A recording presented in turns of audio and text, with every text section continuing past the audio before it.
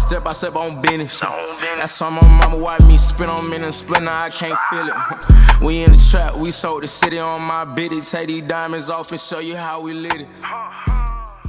Welcome back to another episode of Before the Horn podcast. As you know, I am your host, Khalil.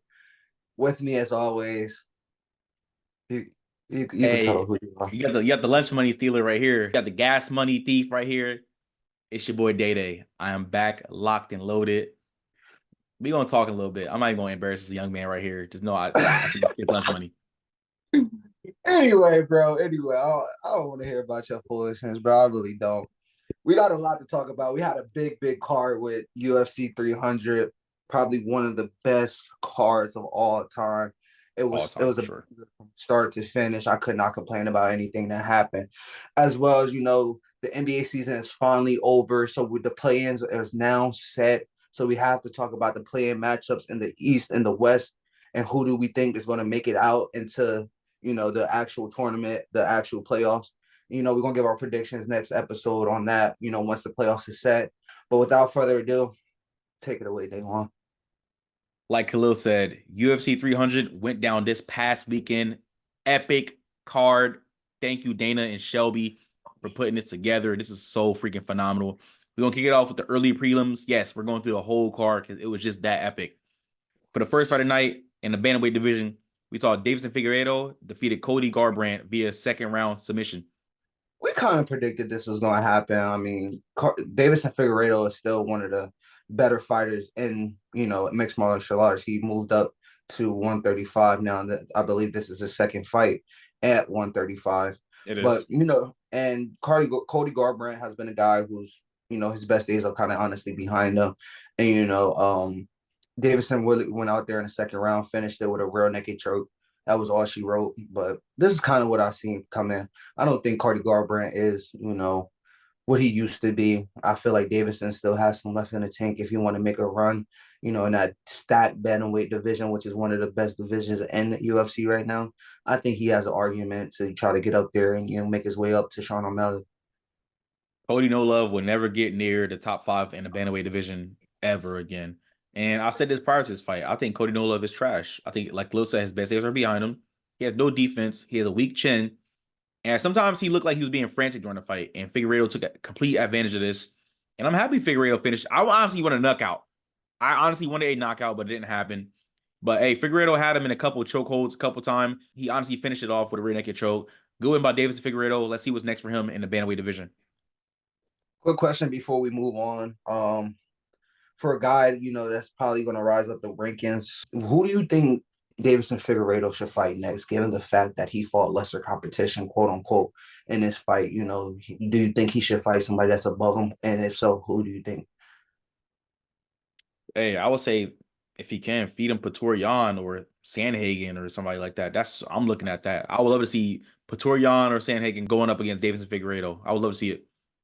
I actually think, me personally, I think I would want to see him fight Cheetah. Okay, that would be good. Cheetah Vera? I think I would want to fight Cheetah. I think that would be a good fight. That would be straight. All right, let's move on to the next fight. In the lightweight division, we saw a slaughter fest as Bobby Green put the hands on Jim Miller, defeating him by unanimous decision. This was just a fight of two guys who's been around the block a few times, who's been around the block for a good while. And Bobby Green went out there and strictly dominated. And Jim Miller, I feel like he's fighting. He's aiming to hit the 50 mark in the UFC. That's pretty much what he's aiming for, and that's pretty much what he's sticking around for. Bobby Green, on the other hand, he's more of a gatekeeper in a sense, a lower tier gatekeeper. Most gatekeepers are like the middle in between championship status and just knocking on that door. He's more of, can you get in the top rankings or not? And that's where Bobby Green is honestly at in his career. It was a big dominant win from Bobby Green from start to finish. He put on an absolute masterclass on how to strike. Yeah, honestly, Jim Miller had no chance. The man was literally gushing blood about the middle of the second round. And I knew Bobby Green was going to win this fight. I mean, I'm not trying to sleep on Jim Miller. Shout out to Jersey, because that's where he's from. But I don't think he got it with Bobby Green. I never seen him have a chance with Bobby Green in this fight. Bobby Green literally put it on him from start to finish. It was a great, like Khalil said, he did. In my opinion, he put on him from start to finish. That first round was That first round was in. That second round going forward, yes, it was. Bro, You Bobby, bugging. bro, you're No, bugging. Don't no start, Diddy, bro. bro. Stop, No bro. Diddy, bro. No Diddy, bro. Oh no, man! Look, bro, come on. That wasn't even sus. How was that sus? He put it on him from start to finish. Oh my gosh, bro. Come on, bro. See, I know you be sitting next to Diddy at the Magic games and stuff, bro. We Hey, already yo, talked about watch that in out, episode bro. 56, man. We covered that in episode 56. Good win by Bobby Green. Let's see what he can do. But again, he's a gatekeeper at this point in his career. All right, moving on to the third fight. We saw in the strawweight division, Jessica Andrade defeated Marina Rodriguez via split decision. This one was a good fight. It was a very, very close fight. I think, the deciding factor in this fight was Andrade and what she did on grappling. Her control time was 353 to nothing on one takedown. She pretty much kept her and controlled her down there when the one time she did get her second taken down. And she was just slightly better on the feet. It was a very, very close matchup though. One judge actually had it 28-29 to Marina Rodriguez. Two judges had it 29-28 to Jessica Andrade. So she won by split decision. But it was a good, solid win. I mean, nothing too impressive, but a very, very high quality win, in my personal opinion. Man, look, during this fight, I was playing beer pong and watching the fight at the same time. That's how much of a snooze fest this fight was. I wasn't even trying to be entertained by this. I knew Jessica Andrade was going to win because I don't think Marina Rodriguez has good takedown defense at all. And like Khalil said, Andrade got that one takedown and just controlled her for a while. This was a close fight. I think it honestly could have went unanimous, but whatever. Went down to split decision, and Jessica got a W. Jessica Andrade, in my opinion, she'll never probably fight for a title again either. So whatever. Go win. Yeah, tough crowd, man. Stop. She's not Tough that good of crowd. a fighter. She's Tough, not that good of a tough fighter. crowd. Stop, bro. Stop. Don't start, please.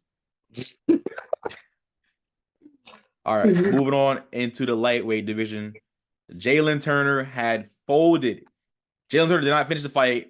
He thought it was over, but he didn't finish it properly. But he lost.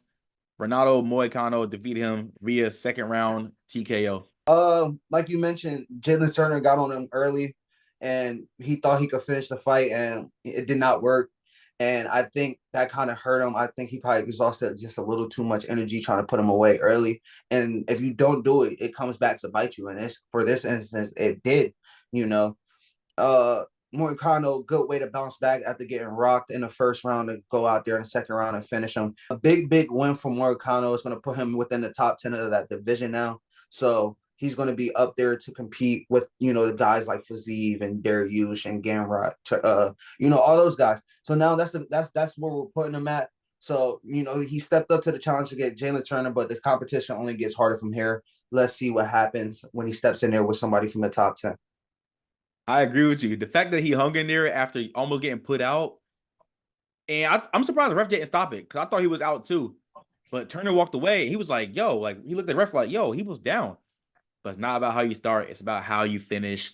And Moicano definitely finished his fight. He did what he had to do. He got the win. And Khalil was absolutely right. In his division, and he's going to move up to face some pretty good guys now, like the Beneil Dariush. I think that's a good matchup for him. I think that's really, honestly, next for him, in my opinion. He's going to get tougher competition. I think it starts right there. Yeah, I think Dariush could be a good guy for him, to step up and fight against. Maybe you could see an instance where he fight down a little bit. And when I say fight down just a little bit, I think maybe Benoit Saint Denis can also be another guy who was up and coming and then lost to Dustin Poirier and now has moved back outside the top 10. So that could also be a good matchup for somebody like that. So yeah. I could see that becoming a potential matchup within this lightweight division. All right, now we're going to move into the prelims. First fight of prelims, this man, Diego Lopez, is something for real. Y'all better wake up. Diego Lopez is really actually for real, as he defeated Sadiq Youssef via first round knockout. Came out there, did what he had to do, and got up out of there. That's the best way I could put it. That's really the best way I could put it. He put him out within a minute and 30 seconds. He came out aggressive, pinpoint accuracy to, do what he had to do. And he pretty much controlled him, knocked him down twice, then finished him the second time. It was just a big, big win for a young up and coming guy. And this is somebody that I like, and I felt like, he could be a guy that's coming on. I think, he's going to come tomorrow. He's going to have a number next to his name. Let's see what that number is, and let's see where they put him. Sadiq Youssef probably moves outside that top 10, but now, he's going to start to get stiffer competition, but I think he's ready for it. And he showed Dana White, like, hey, You let's get some real guys in there now. Let's get maybe a type 10 guy in there. Maybe Giga Chikaza or Bryce Mitchell or Calvin Cater. We're gonna talk about Calvin Cater in a little bit, but let's get some guys in there like that.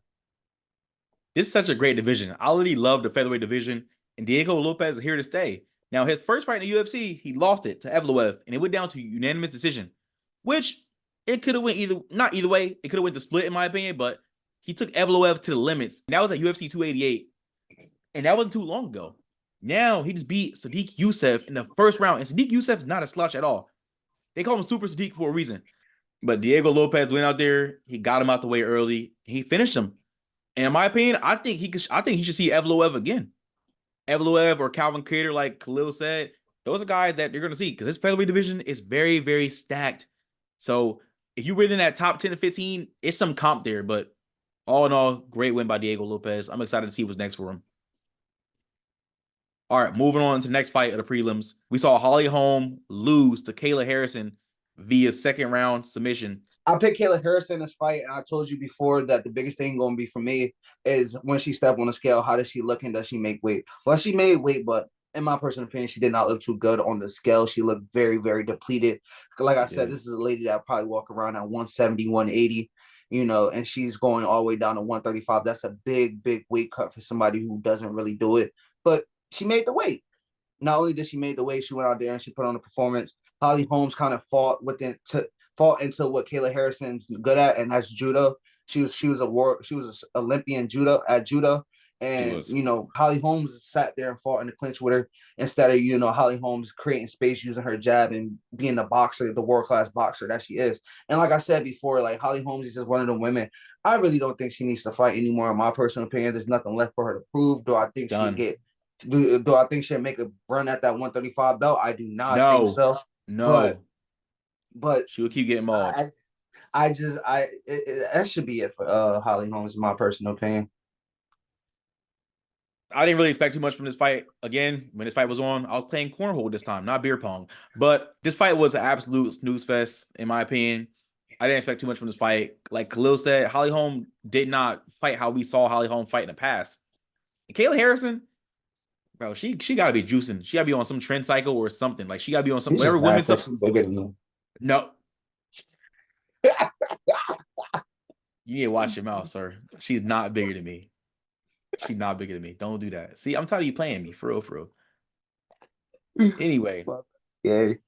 Anyway, yeah, she got to be doing something. But she looked good in the ring, but let's see what's next for her in the bantamweight division. I think she got some slight comp there. Nothing too crazy in that division, but I don't think she's going to beat like none of the top contenders in that division, such as Juliana Pena or your Rocky. She could get Rocky Pennington to run, but in my opinion, that's pretty much it.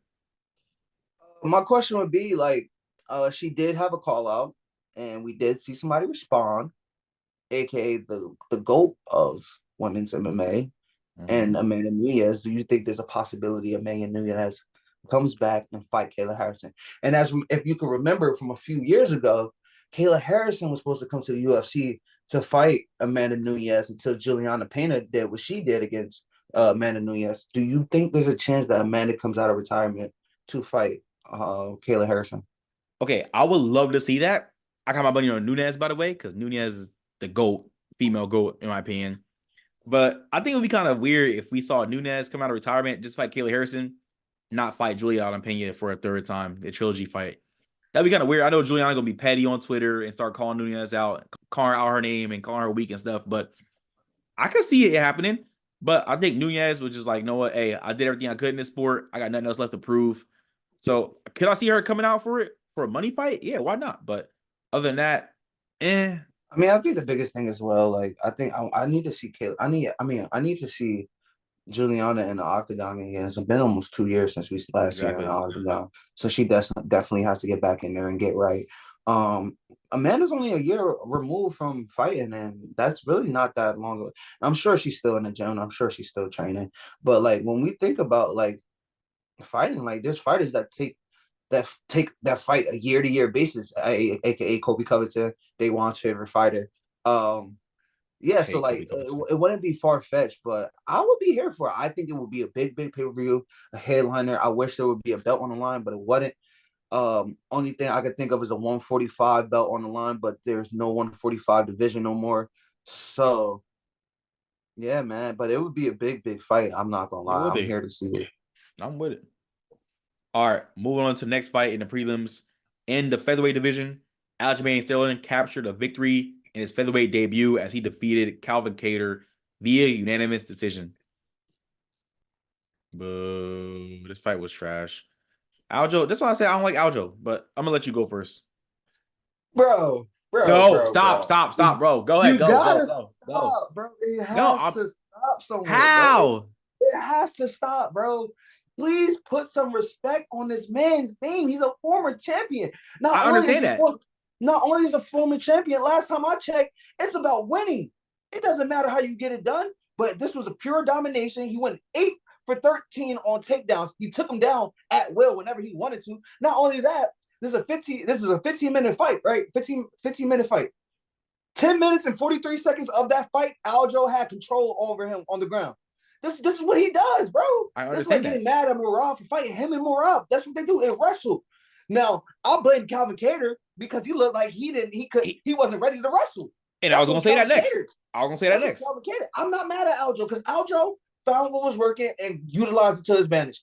I can't be mad at Aljo. I'm tired of the Aljo hate. Like he's not a former champion. Please put some respect on his name. Please, man. Gosh. Listen, my problem with Aljo is he's not action based. Like do you think he is? But he really not. Like, listen, I know he's a great wrestler. He really is a great wrestler. He's a great fighter. I respect him. He's a former champion. I just don't like seeing him fight sometimes. Stuff like this. Yes, having almost 11 minutes of control and 15 minutes of fighting, that is outstanding. And Calvin Kattar, it looked like you didn't want to be there. It looked like you didn't want to be there, Calvin Kattar. Like, what was up with that? You know what you was getting yourself into with all that wrestling that Aljo does. I don't know what your coaches did and your team did to not train you up on that.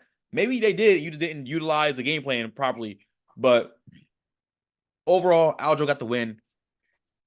I'm mad at it, but he won. Like Khalil said, he won regardless. I'm mad at it, but he won.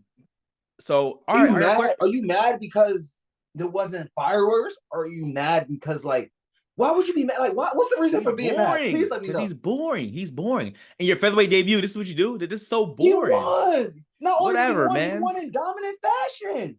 Okay, cool. He Next. All right. No, dominated hold on. him. Okay, bet. What's next for Aljo Sterling in this division? That's my question to you. I mean, I was going to ask you that, but we could throw that to me. That's And fine. I'm gonna be honest, like this is tough. I'm not gonna lie, this is tough. Like because It's like some hitters it's in a his part of division. no, huh? It's some hitters in his division. No, it's a bunch of hitters, and we're going to talk about one of them on the main card.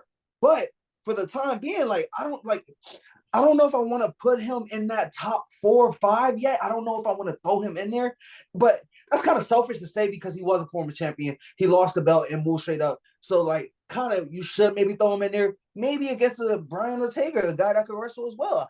Actually, that's what I want to see. Him versus Brian Ortega. Let's do it. T City, my guy. Let's do it. Book it. Dana, if Hey, you see this, book it, man. you know what I was saying Saturday after Aljo won? I was like, man, him versus Ortega would be straight. And hey, we on the same page, bro. Now Ortega did pick up a win over Yair Rodriguez, so maybe Ortega's deserving of a title shot soon.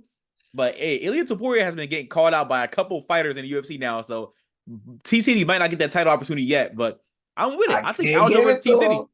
I I can't can't. give It's it too to much. him after. It's too much. Hey, we'll get to that. We'll get to that. We'll get to that. We'll get to that. We'll get to that. We'll get to that. I get hyped just thinking about it, bro. We'll get to Let's that. go, bro. Let's This go, man bro. I get hyped just thinking Khalil about about to cream his pants right now. Let's move on. it. All right. Yo. Moving on into the light heavyweight division, we saw Yuri Prochka score a second round TKO over Alexander Rakic. Yuri's back to being Yuri. That's what I took from this. You know, last fight when he fought Alex Pereira, it was his first fight back off of a shoulder injury. So he probably had a little bit of ring rust. You know, you're still getting back into it. Not only are most times you get when you have this time off, you're out training, he's out rehabbing for most of it, and then you come back and get in the octagon. And sometimes it's a little adjustment. I think that's what it was for him. But he went out there and he did what he had to do against Alexander Rakic, somebody who has not been in an octagon for a while. But Yuri shows he's still one of the best guys within his 205 division. That maybe he should have the next title fight, or the number one contender Maybe. fight. We're going to discuss that and what the 205 division holds later on. But there's a couple ways he could play this now. But I feel like he did what he had to do. He took care of business to get himself right back into kind of title contention, and for an opportunity to fight for the belt. Like Khalil said, I like to see Yuri getting these dubs like this. He needed this bounce back win, and we said it was going to happen. Now, the first round was really, really intense. I was like, all right, this can go either way. But once Yuri got into that rhythm, he put Rakic down, got on top of him, finished with the punches. I love to see it. And what's next for Yuri? I'm not going to ask the question. I don't think what's next for him, if my opinion, if it's up to me, either give him a rematch with Alex Pereira or put him up against Jamal Hill, and let's see what can happen. You don't think so? I got something. Okay, I'm not going to talk about it yet. Let's wait till we get to the main whole 205 landscape, and then I'll talk about it. All right, bet. Let's move into the main card now, ladies and gentlemen. The first fight of the main card was so lame. I'm not gonna lie.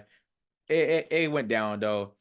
We saw Bo Nickel defeat Cody Brundage via second round submission. Why do you keep making these faces at me? You think this fight was good? I'm not you, bro. It's not always about you, bro. Oh yeah, nah, bro. Because you be. It's not always about you, bro.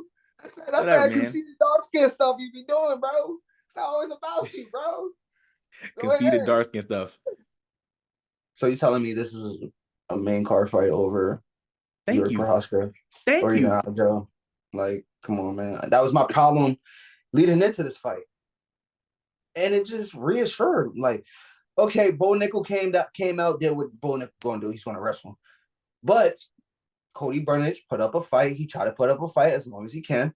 But his wrestling's just not up there with Bo Nickel. Bo Nichols. And, he lasted the first round. The second round, Bo Nickel found a way, get him in a real nigga choke and finish him. I mean, like I said before, let's get him in there with some stiffer competition. And this was a step up in a way. He gave him more challenge, but let's get him in there with somebody who can actually wrestle with him and, could give him a competition in a grappling game or have a well enough striking game and a good, very well takedown defense game. Let's see him get in there with somebody like that. I'm tired of seeing him fight people like this since y'all are putting him on the main card of one of the biggest pay-per-views of all time over some former champions and number one contenders. Let's put him in there with somebody who's worthy of that then. That's all I say. Do I hear Kazmat Shemaya, maybe? Because Bo Nickel was calling him out. He was calling him out like crazy. But after that second round stop, he was like, all right, maybe I'm not ready for Hazmat yet. I'm just asking. Go shoot the messenger. After seeing this fight, he's not ready for that. Bo Nickel's not ready for that. Bo Nickel, he needs better competition, but he's not up ready to go top 5 or higher yet.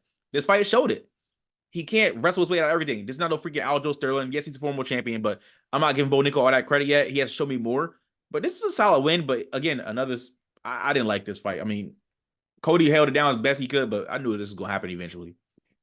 All right, let's move on to the second fight of the main card in the lightweight division. This, in my opinion, this is pure robbery. This is so painstaking to see the decision that was made. But we saw Arman Tsarukyan defeat Charles Oliveira via split decision. I'm hurt, bro. This one hurt, bro. I'm not gonna lie. This one hurt. Because, bro, I was starting to believe after I was not believing. I was starting to believe, and Oliveira let me down. One, I don't know how he got out of it.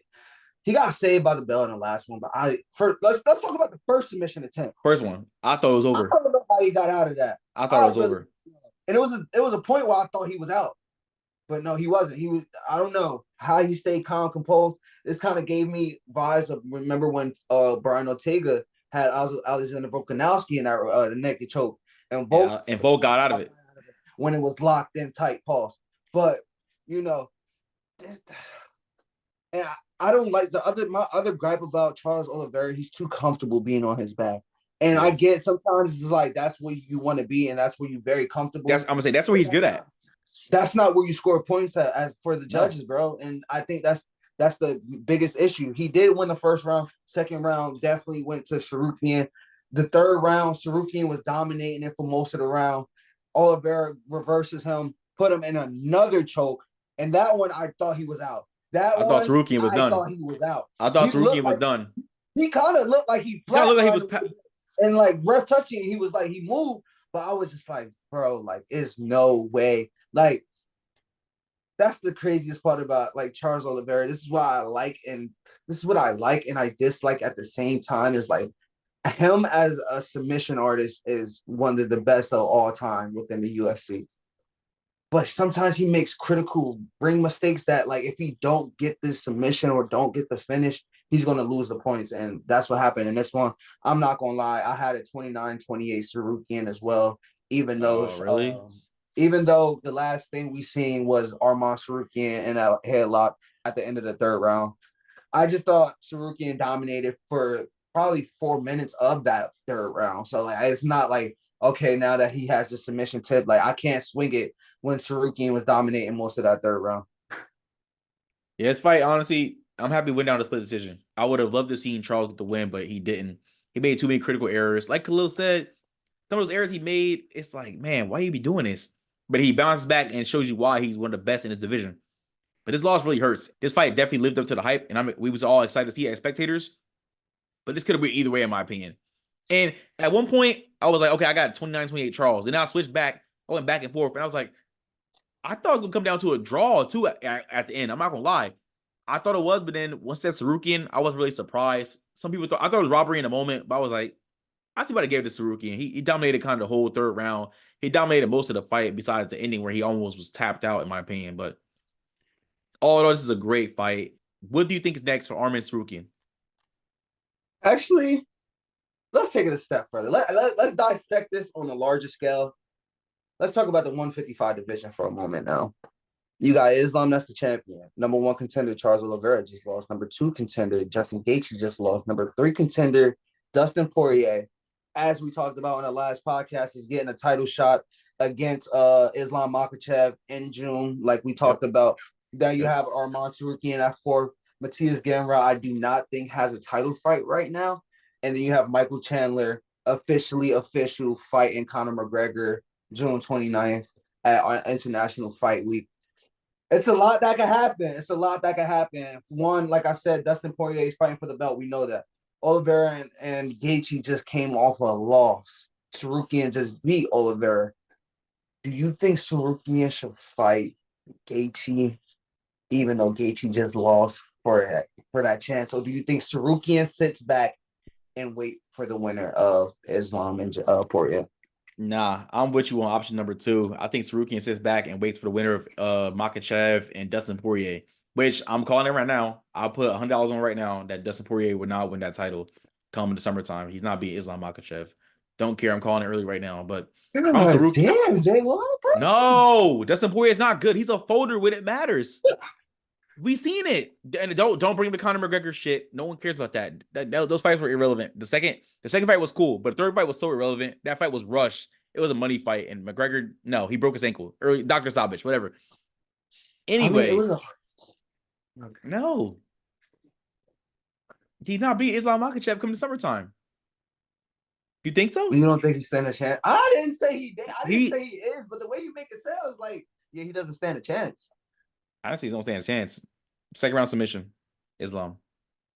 Or second round TKO. I'm calling right now. But if I'm Sarukian, I'm sitting back and waiting for the winner of Poirier and Makhachev. He also said Sarukian and his team was offered to fight Makhachev in place of Dustin Poirier, but his team turned it down because it's such a quick turnaround after UFC 300. When is it? The beginning of June, right? June 4th, yes. I believe. That's the official date for that. That is a very quick turnaround. That is. And here's the thing. Here's the thing that we've seen with UFC that I do not like at times. The backup fighter who weighs in usually is next up to get the belt. You know, we've seen that with Day One's favorite fighter, Kobe Covington. But stop saying that. I hate him. Ugh. That's Day One's guy, man. Don't let him fool you, bro. That's Day One's guy. We've seen it with him. So like it could be a situation where, you know, this guy says he's not ready, and Dana says, you don't want to do it, I'll find somebody who will, and he'll get the next shot. We've kind of seen it with kind of different circumstances, but in the 185 division, that's how Sean Strickland got the belt. Rodriguez Duplessis said it was too quick of a turnaround for him to turn around and fight Adesanya. You said, okay, you don't want to take the fight, we'll find somebody who wants to take the fight. And so we've seen stuff like that happen before. So let's see how it plays out. Let's see who end up getting that backup spot in this 155 division. I could see it being. I'm not going to name him yet, but I got a wild card who could be the backup fighter for that. But Yeah, I know exactly what you're thinking. It's the young man that we're gonna talk about next, the Bless Express. And don't be like, oh, you better to get some day one. You did, which I did say Justin Gaethje was gonna win. I predicted Justin Gaethje. okay. Let's talk I about did. it. Hold on, I did. But it wasn't like no unreasonable or like some lashed out stuff. I was just like, I don't think Max, like maybe that 155. I don't know if he's ready for that yet. But I know he fought at it before. But I was like, maybe it's been a while since he. He's I been fought. I know. I was saying it's been a little minute since he fought in that division. But let's move on. Let's talk about it. Max Holloway with an outstanding last second knockout of Justin Gaethje to claim the baddest mother effer title belt. And hey, Max got some options. But let's talk about the fight first. Well, as Daywan has stated, somebody picked against him. It wasn't Chill me though. out. Chill out. But they want to hop. They want to hop on a bandwagon after he get the dub. Like he wasn't talking all that. I was torn. I was torn making my prediction. So was I, but I picked the All right right. side. As the truth teller that I am, you know. Yeah, okay. Let's talk about the main event then. Continue. I'm about to walk out, bro. Don't start. I'm gonna get. You know what? We gonna get there. We gonna get there. We gonna get there. Cause you know what? I'm gonna get my shit. Don't worry about it. But Max dominated pretty much most of this fight. In my personal opinion, the scorecards did not say so. The scorecard was a lot closer than what I'd seen, but Max looked flawless. Honestly, his striking was phenomenal. He's one of the best strikers of all time in the UFC, and this on display. He is still in the prime of his career. I'm sorry, outside of Volkanovski, I haven't seen nobody really give him any problems yet. He's go out there every single time, answer the call, and does what he have to do. As far as Justin Gaethje, I did not see the same Justin Gaethje I am used to seeing when we talk about Justin Gaethje, the human highlight reel, your favorite fighter, the guy that gets a fight bonus after every fight. I didn't see that same kind of aggression, kind of like balls to the wall. Let's go, let's swing it out. We're gonna make this nasty, and that kind of thing. I seen that from Max. I really didn't see that for Gaethje, and that's how you win a BMF title fight. You say you that guy, you say you that dog. Last 10 seconds, let's stand in the middle and let's throw these things. And what happened? With 1 second, just by the bell, put Justin Gaethje out cold. It was one of the craziest knockouts I've seen. A lot of people are saying it's the best knockout ever in UFC. It just might be. It just might be. I think it's top five. I think it's top five. Okay, top five. I take that. Top five for sure. When we talk about that, do we not remember the Michael Chandler foot to the face of Tony Ferguson? Do we not remember our same situation like this with Song Yadong and Yair Rodriguez? Yair Rodriguez caught him with he didn't even hit it. He caught it with a elbow. Yeah, elbow. I think that was a little colder just because of the body part that he hit him with. But it was an amazing knockout, an amazing performance by Max Bless Holloway, man. My guy, I took him. Daywan didn't. Don't want to hear it. Listen, I love Max. I love the Bless Express. And hey, I did not know Max Holloway was still that young. He's 32. He's definitely still in the prime and peak of his career. And at 155, you go out there, when he fight at featherweight, he looks so skinny, but he still got the hands. At 155, he looked swole. I was like, damn, bro. I was like, yo, all right, Max. Yo, Max, you look right. No homo. No Diddy. Hold on. Let me get that out of the way right now. Hold on. No Diddy. Oh, I sound like I'm salivating over this man, bro. Let me chill out, bro. Hey, no homo. Max looked great at 155. He looked good, and he completely dominated this fight. If it went down to the ending, Gaethje only won 1 round, in my opinion. I think he won like round 4. But other than that, Max looked flawless. His striking was on point. He's showing you why he's one of the best strikers in the UFC. It was absolutely crazy. And I love how Khalil bring that up. Those last 10 seconds, the same thing he did to Allen, he did it to Gaethje. It was like, let's go. 1 second left. Gaethje hit the ground. They replayed it. There was 1 second. It was just epic. But yes, I picked against Max, but it wasn't out of spite or hate or nothing bad. I had a reason for picking against him, but he's shown why he still got it. And I got a question, bro. Like, what's really next for Max? Because he called out Ilya Tabora, and he also has room for Islam Makhachev. I just want to say this What's real up? quick. I'm all about holding people accountable. That's just what I do, whether it's, my co-hosts or a judge or a referee. And um June Charo Camillo had it 38 going into the fifth round. Yeah, he needs to be drug tested. And he had Gaethje winning that second round. No, he needs to be drug tested. We gotta be better, bro. We gotta be Drug tested. better, bro. That's unacceptable, bro. Like, I get it. Everybody gave him the fourth round, but other than that, Gaethje did not win any other round. Not even the fifth round. He did not win. Max Holloway put on a masterclass. But as you mentioned, what is next for the Blessed Express, the man, the myth, the legend himself? Put him in there with Taporia. What are we talking about? What are we talking about? Let's, like I said, everybody outside of Volkanovski has given Max Holloway problems, and that's okay. Volk is arguably the GOAT of the 145 division. He took it over from Max Holloway, but I'm here to see it: Max Holloway versus Ilya Topuria, as well as let him weigh in for the Poirier and Islam fight. I think he earned the right to weigh in for that fight. But he should be in line for the 145 belt, and I think that is next for him in that 145 in that featherweight division. Give him a title shot. I'm here for it. If anybody deserves it, it's Max Holloway. I don't want to hear it. I'm with you after seeing that performance. What you think? No, I'm really right with you, 100%. I think Isaiah, like you said earlier, I think he should be a wild card for Poirier and Islam Makhachev. And even though Ilya Topuria got caught out by Sean O'Malley last month, O'Malley not ready for that. O'Malley, you need to defend the title again in your division. Then you probably move up. I'm sorry. I feel like you need at least 5 defenses or 5 title fight wins. 4 defenses, one. You win the title and won 4 defenses, then you can move up. Without I like that. I like that. I'm tired of everybody. I'm tired of everybody trying to move up and trying to be double champions. Yeah, I'm trying to move I don't like up that. now. I'm tired of I just don't want to hear it, bro. Talk about the guys that's in your division, bro. Like, come on, bro. Like, I'm tired of hearing that stuff. But yeah, I'm right with you, bro. I think Topuria's gonna be right up next for Max Holloway. And I think Max Holloway could be a wild card for Poirier and Makhachev come December time. All right, let's move on to the co-main event. In the strawweight division for the strawweight championship, we saw Zhang Weili successfully defend her title against Yan Xiaonan. Weili came out there and tried to get her out of there early. She tried to get her out of there early. And somebody got to do it. She was out. She was out. She was out, bro. She was out in that first round. That fight was over. That fight was definitely over. Shorty got up, was woozy. She was wobbling. She was like this. I was like, yo, that fight should have been over. I was really yelling at the TV. How the hell did the ref did not call that? Like, I was like, what? Bro, like, I don't know why it wasn't called or, whatever the case may be. But in my personal opinion, she was out. And she was out in that first round.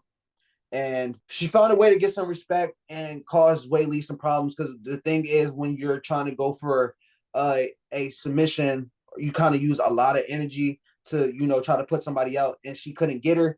She couldn't get her out of there. I think she did, but, the ref didn't call it, whatever the case may be. But then Xiaonan comes back in rounds two and three.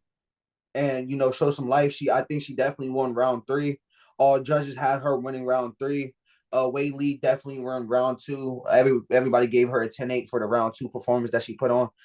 But then we get into the championship rounds 4 and 5, and Weili, who's been fighting 5 rounders for a while now, did what she had to do in them championship rounds. And that's the biggest issue with, newcomers to this space. Not a lot of women are main eventing cards. You're not main eventing a card or fighting for a belt. You're not really, getting a 5-round fight. So she doesn't have much experience in a 5-round fight. And Weili experience just showed out in the fight and withstood everything that came her way and completely dominated all 5 rounds besides the 3rd round, which is the only one. Yeah, hey, like we said, it's gonna happen. Weili's gonna take her to the deep waters and just drown her, and that's what happened.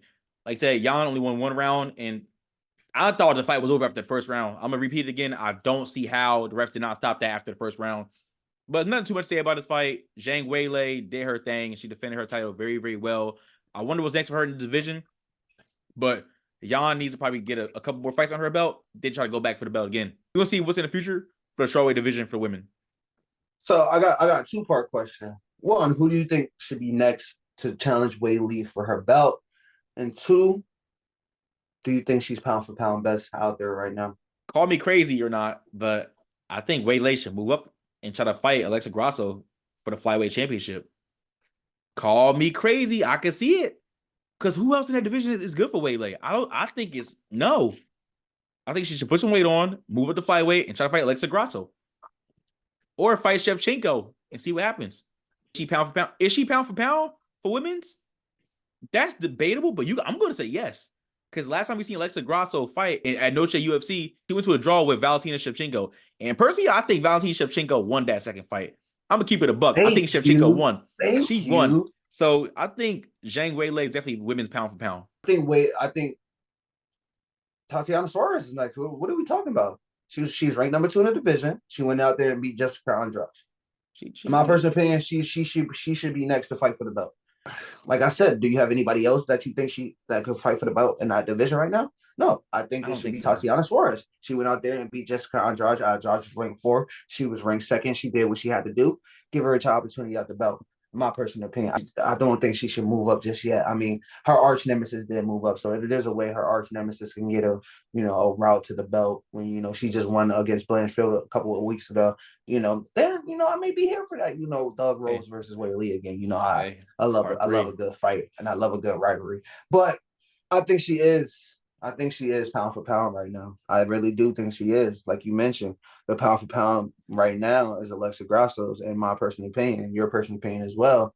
We both had her losing to Valentina Shevchenko. Did it in a draw. I hate when fights end in draws. I feel like it's a cop out for the judges. Pick a side, bro, and stay on it. I hate that. They want to do the same thing. He'd be flipping sides. He'd be in the middle of that. Oh my gosh. You know what? Main event. Let's move to the main event. You're not about to dog on me the whole podcast, dog. Like, you know what? Guess what? It's all right. Because guess what? Now it was my fucking turn. I took your money this weekend because guess what? I bet on the... No. I'm out of here. No, you're not. Stay alive right this podcast. I bet on Alex Pereira to defeat Jamal Hill. And that's exactly what happened. First round knockout. Successfully defended his light heavyweight championship. I'm going to let the man who paid me, the man who filled my gas tank up for me. You such a gentleman, bro. Thank you so much. You should have came out of Cali and like opened the tank for me and pumped it for me, like they do in Jersey. I would have appreciated that, but it's okay, man. I know we on the other sides of the country, so.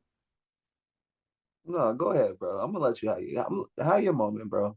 Oh, okay. Oh, please, thank you. I appreciate that so much. Matter of fact, while you at it, we'll talk after the podcast. But Alex Pereira literally showed you guys why he's the best in this division. And I think he's a great striker. And, he got hit with a low blow, and he brushed Herb Dean off like, nah, I got it. Don't worry. That didn't even hurt. A couple seconds later, Jamal Hill is looking at the sky with the most stunned look on his face we've ever seen Jamal Hill look like.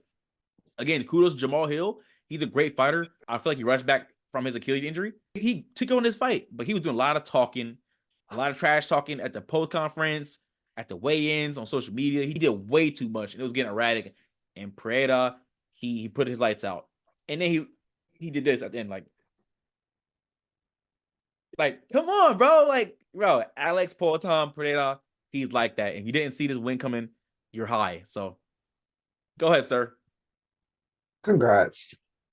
You finally won something against me. You finally was right for once. No, don't do that. Usually the only time you're right is when you side with me. This is one of the few times that you were right and you did not side with me. So I'm gonna give you that respect. If we could have talked about this after weigh-ins and stuff like that, I probably wouldn't have took the bet. I just don't think Jamal Hill looked the best into shape. Don't get me wrong, he's not the most cut, ripped dude or anything like that, but he looked a little bit more pudgier than he usually do.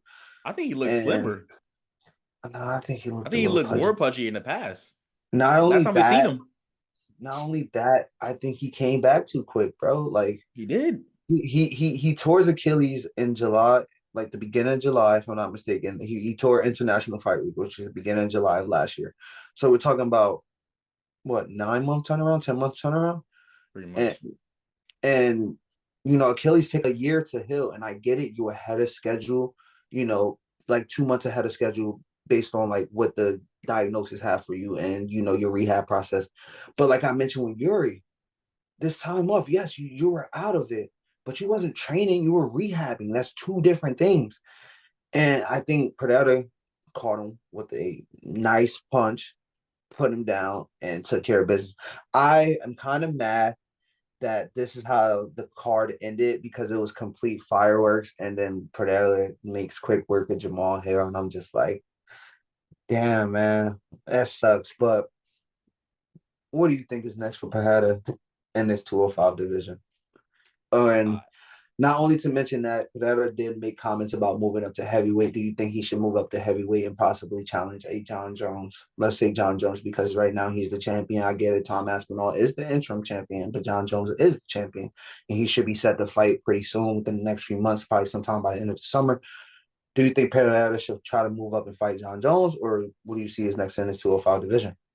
Well, next in 205 division, I think we're gonna see Yuri Prochazka versus Pereira part 2. I think that'll be really good in my opinion. I think so. What do you think? You why are you disagreeing?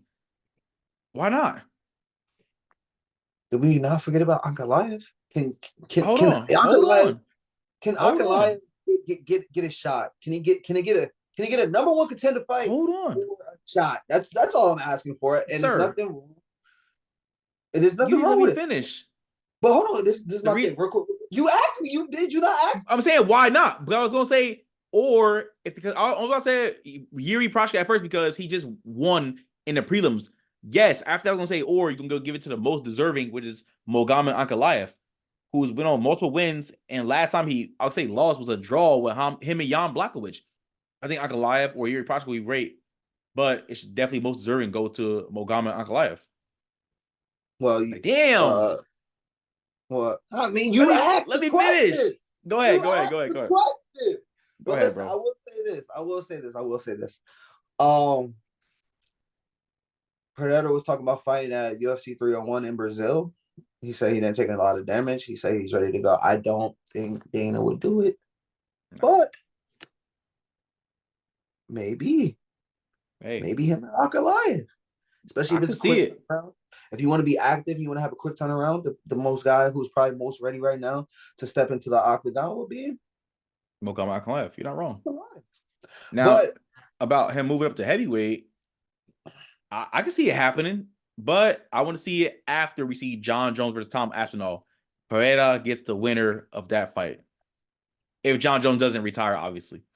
But that might intrigue John Jones now. That might intrigue him, like, oh shoot, let me see what I can do. Let me see if I can knock off Tom Aspinall and then see if I can get Alex Pereira.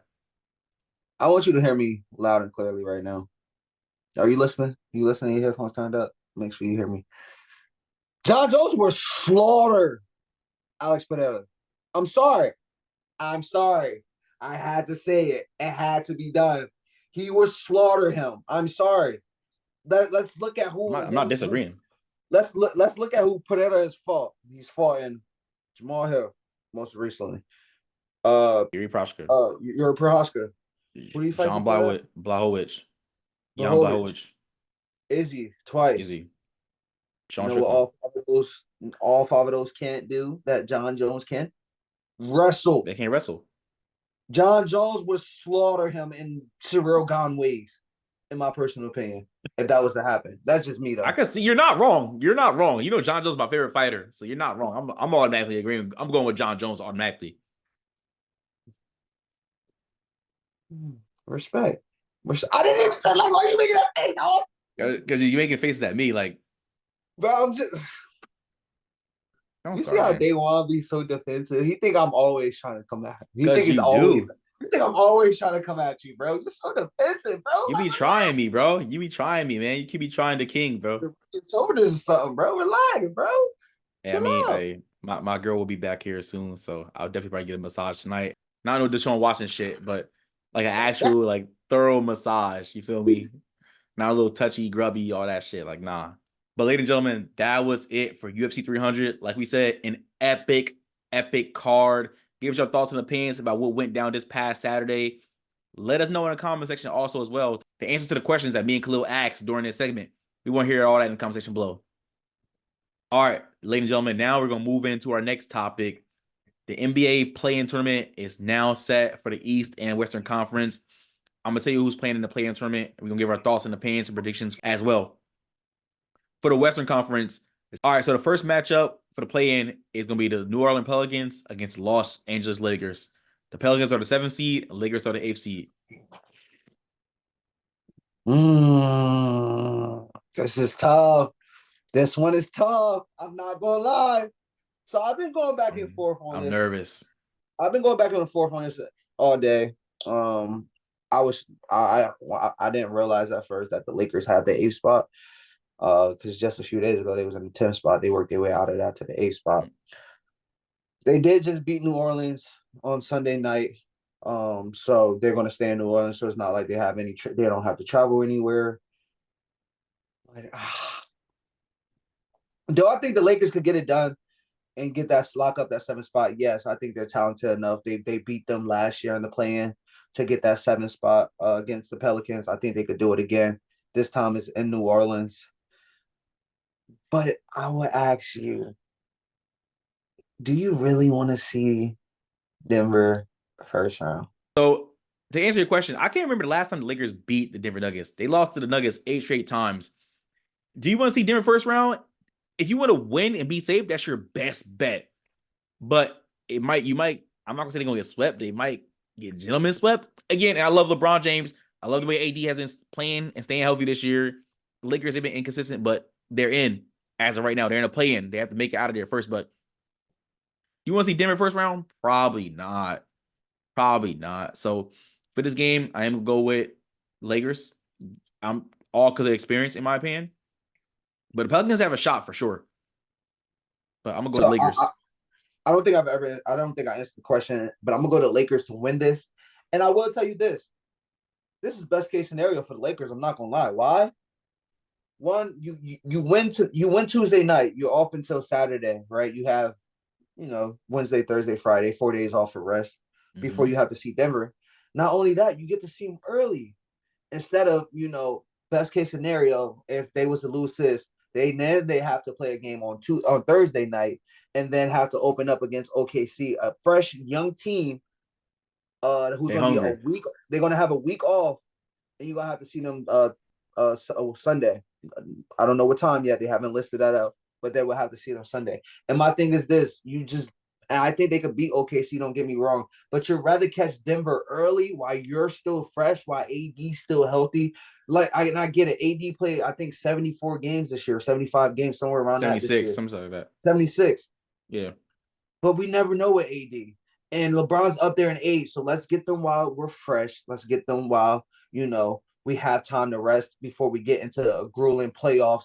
Because once the playoffs start, we're talking about 2-week series of hard-nosed basketball. So I think this is best case for Lakers to win against the Pelicans. I think they do win against the Pelicans and match up against Denver, the 2nd seed in the West on Saturday. Most def. All right, let's move on to the next West play-in matchup. The Sacramento Kings will be taking on the Golden State Warriors. This one's tough. This one is a tough one. This one is a tough one, bro. I'm gonna agree with you, bro, because you got the Kings who were a top 5 seed in the West last year. Now they're the 9th seed a year later. And that's how you know the West is just that stacked and that good this year. Because the Kings were actually a really solid team this year. They weren't as good as last year, but they still were a solid team. You got the Warriors who've been inconsistent, but as of lately, the Warriors been really hot, and that's what you got to watch out for. Don't let this Warriors team who have vets on their team, led by Steph Curry, get hot early, and get the Kings up out of here. This is gonna be a great game. It's gonna be a great game. These teams have seen each other before in the past, but in my opinion, I got the Sacramento Kings defeating the Golden State Warriors. I'm not trying to disrespect the Warriors' vet experience, but if the Kings get out there and get early and play hard, and you can't stop Steph Curry all the time. He's gonna go off. He's gonna have at least 25 in this game. But if no one else besides Curry steps up for the Warriors, it's gonna be a long night for the former champs. I'm actually going the other way. I am going with the Golden State Warriors to get the dub and beat the Sacramento Kings.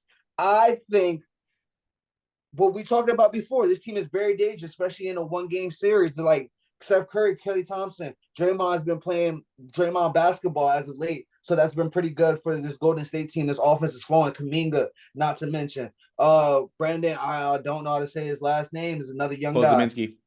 Pozeminski, yes, Brandon Pozeminski. And you got Gary Payton as well. That's going to be out there. And I think the biggest issue for the Sacramento Kings is that you're probably going to lose arguably the sixth man of the year.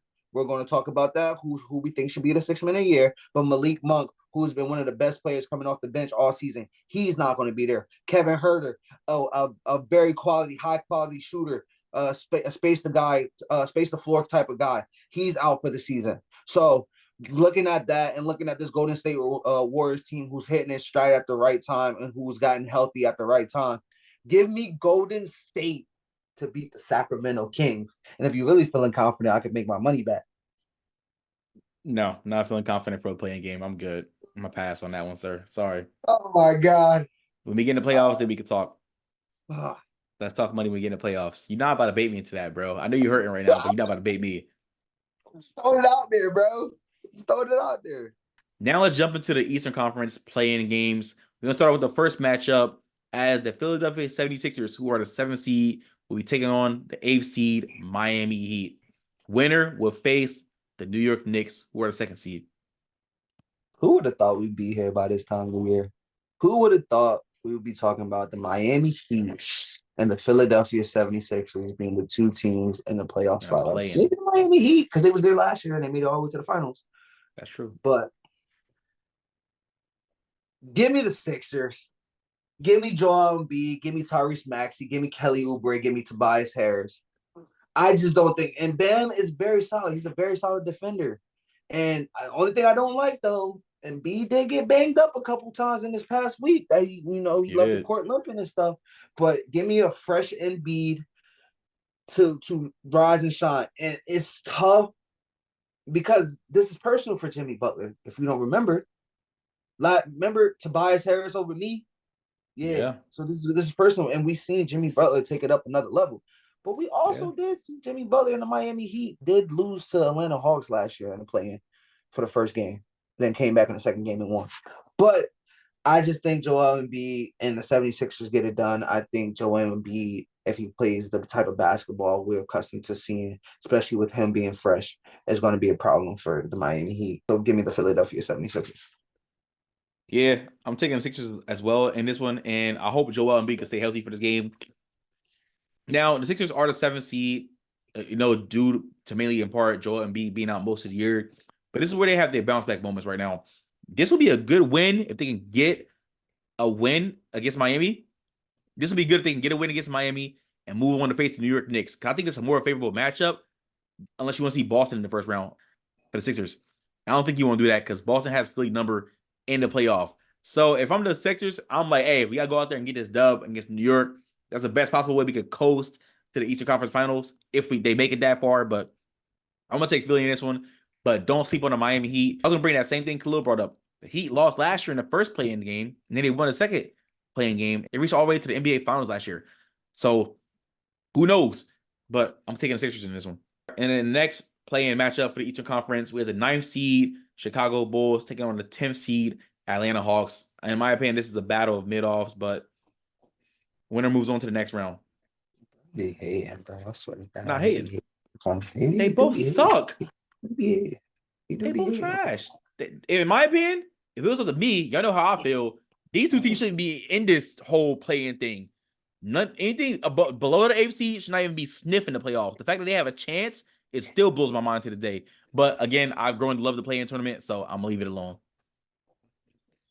Yeah, I mean, the play-in is a good idea for the Western Conference, given the fact how well the Western Conference, how stacked that conference is, and when we talk about it, either Sabonis is not going to be there, Sabonis and Fox is not going to be there, or Steph Curry, Klay Thompson is not going to be there. There's a bunch of the stars that could be out of this thing when we look at it. But for the East, Not so much. I'm cool if they would have cut it off at 8. Miami and 76er, and that's all I care about, honestly. But when you look at this Bulls team, they lost Zach LaVine earlier in this year. Now they're rocking out there with Mar DeRozan, Kobe White, Vucevic, Dosunmu. I don't know how to really say his last name. Alex Caruso. You got Drummond, who's a big guy in the paint. And then when you look at the Hawks, they caught a little bit of fire at the end of the season, especially DeJounte Murray when he was going off for 44 and all this other stuff. But you get Trae Young back in that lineup as well with DeJounte Murray, Bogdanovich. I like what I've seen from Jalen Johnson, a Duke They've guy. been good. Yeah. You still got big Clint Capella in the middle to, combat Vucevic. I'm taking the Atlanta Hawks to beat Chicago Bulls in a very tough competition, but I think the Hawks come out on top just with DeJounte Murray and Trae Young, and the fact that you got a big guy like Clint Capella in the middle, you got a Jalen Johnson, a Bogdanovich that can knock down shots. DeAndre Hunter is a two-way guy, so give me the Atlanta Hawks to win and make it to the second part of the play-in. Yeah, I'm right with you, bro. I got Atlanta. I just don't think Chicago has it all there, in my opinion. I wasn't really big on Chicago the whole year from the beginning anyway. I just see Atlanta getting this dub. I'm not going to dive into this game too much. I think Atlanta's just a better team. Inconsistent, very, very mid, below mid, but they got a chance. They're going to make their mark. I think they're going to beat the Chicago Bulls in this game. But, ladies and gentlemen, those are our predictions for the NBA 2023 season play-in tournament. This is all going down starting this week. Make sure you guys tap in on the appropriate channels. The winner of the 9th and 10th seed and the loser of the 7th and 8th seed games are going to go down on Friday. We will give our predictions for those games on the next episode of the podcast. But those are our play-in predictions. Give us all predictions in the comment section below. But ladies and gentlemen, that is it for tonight for this episode of Before the Horn podcast. Very UFC heavy, but we try to sprinkle some basketball in there. But make sure you guys like, comment, share, subscribe. Thank you guys for tuning in on whatever platform you guys are watching or listening to us on. We appreciate the support. The continued support is greatly appreciated. We can't thank y'all more enough. Also, make sure you guys check out our Patreon. Link for that is in the description box. Patreon has a lot of perks. We got merchandise coming out hopefully next season. Also, Patreon gives access to guests to help us pick out topics. It also gives you precedence to be a guest on our show. Also, you get access to us on a first-hand basis. So Patreon is definitely the way to go. Check it out in the description box below. Yes, sir. Yes, sir. Make sure you guys like, comment, share, subscribe this video. Make sure you get it out to all your people. Follow us on Instagram at Before the Horn Podcast, TikTok and Twitter at Before the Horn Pod. We appreciate all the love and support we be getting, good, bad, and different feedback. We looking to have some guests on the show. We looking to hopefully pop off something big that we've been trying to work on for a little bit. Like I said, we had a couple things coming for season 2, but we might have something in store for season 1. So you guys stay tuned for that. Until next time, keep showing love. Thank you. Hey, y'all heard the man. Like, comment, share, subscribe. Thank y'all for tapping in. We shall see you guys on the next episode. Have a great rest of y'all day. Peace.